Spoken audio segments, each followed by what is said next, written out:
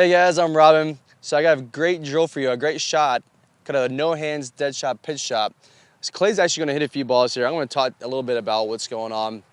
So let's kind of identify the problem that we see. And Clay, I'm gonna have you kind of just show people what we see the most when they're hitting pitch shots. Okay. So a lot of times what we see is a lot of people get a lot of wrist set on their takeaway, right? That maybe hit it a little bit higher and set their wrist, and what they do through the impact is what Clay just did, is they'll flip at it coming into the ball. So then that leads to those inconsistencies. You see those thins, those chunks, and things like that. So exactly, just like that. I see a ton. Even I've done it though, right? Yeah, so everybody. So yeah. So one thing that we noticed was between Stricker, who the tour talks a ton about, and then Jason Day started kind of implementing it in his own game. It's kind of a no hands pitch shot. So what that kind of is as you take it back, Clay's not going to have almost any wrist set, very, very, very minimal wrist set coming through the ball, and as he takes it back. And then coming through the ball, you can notice that he's using a lot of his body rotating through it, no hands, so it takes away that flipping. His hands are still maintaining the angle. Perfect. So his left wrist is still bowed coming into impact, but it's taking the hands completely out of the equation. So as he's rotating through it, you notice that's actually creating a little bit more speed, so maybe it creates a little bit more spin on the ball as well. Yeah, perfect, there you go. So yeah, it's just no hands. The most important thing we want to see is we're going to see that his body is going to keep rotating through the shot. That's going to be our most important aspect of it. Yeah, so I feel like I'm really rotating through there to keep the speed going. And as I come through, like you mentioned, I don't want to flip that left hand. I'm going to keep this nice and flat.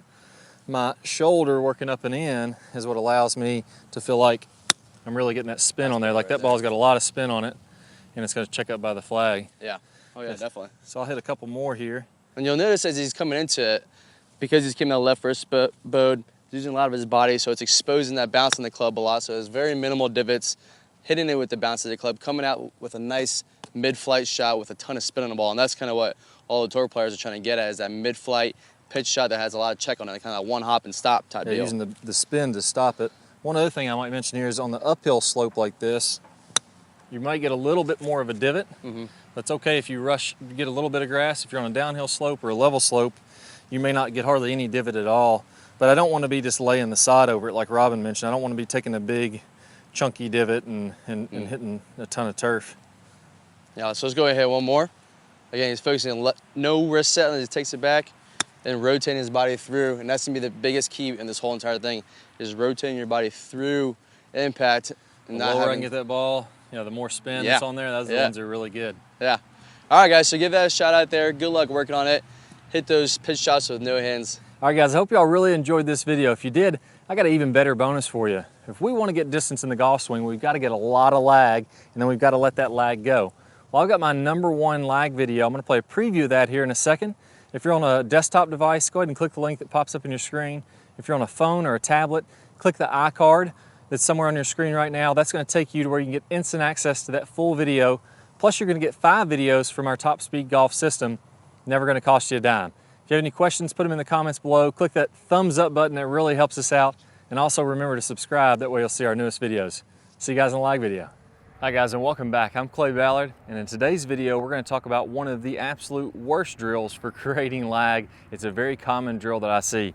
And in this drill, what we're going to do is we're going to set the wrist very early to create an angle of lag, and then we're going to try to hold this throughout the swing. It's one of the worst things that you can do to build lag. I'm going to talk about the science behind why this is the case, and I'm also going to give you a great drill to help you improve your lag, all in this video. Let's go ahead and get started. If I do it this way versus holding that position, exact same thing happens when we're building lag in the golf swing. So what we want to do is throughout the swing, I want to have a very low and wide takeaway. So I'm not going to set my wrist early at all. If you look at a lot of the top players, you look at Adam Scott, very wide takeaway, not very much wrist set at all. You look at Rory McIlroy, look at Tiger Woods.